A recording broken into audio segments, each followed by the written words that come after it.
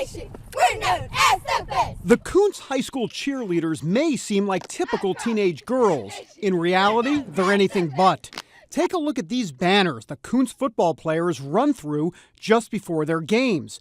The cheerleaders began writing Bible verses on them last fall.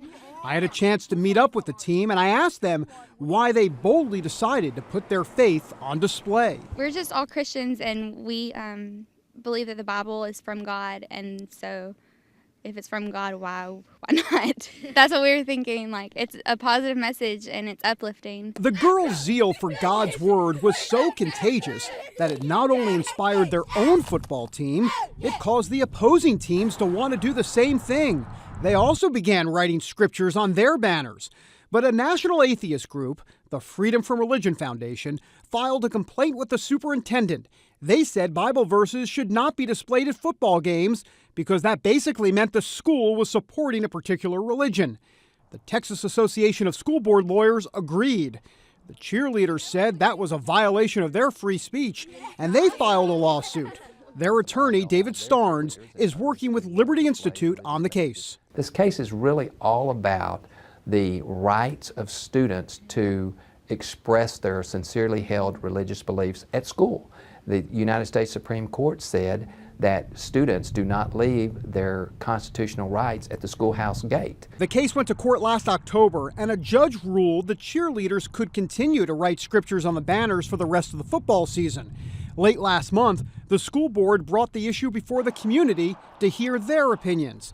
The cheerleaders stood up for their faith once again and received overwhelming support from the local community. They're good kids. They've been raised right. They know what they believe, and they weren't afraid to stand up and say what they believe and to take whatever came with it. Kuntz is a small town in East Texas, just a few thousand people or so.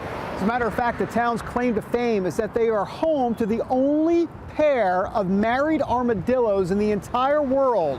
But now, the cheerleaders have replaced those armadillos. Even the Texas governor and attorney general have publicly supported the cheerleaders.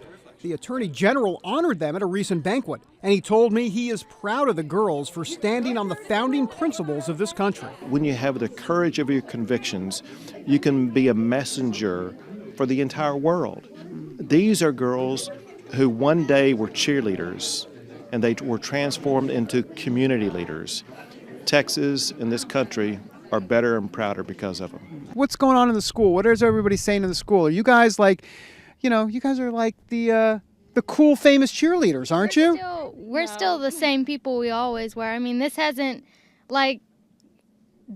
just helped like our football boys and us come closer to each other. But I mean, everything is still the same at school. Like, we're all still close, and like nobody argues. Like, we hardly talk about it anymore. Yeah. So for now, the cheerleaders are waiting for their next court date in June to see if they can continue to proclaim God's word at their high school football game.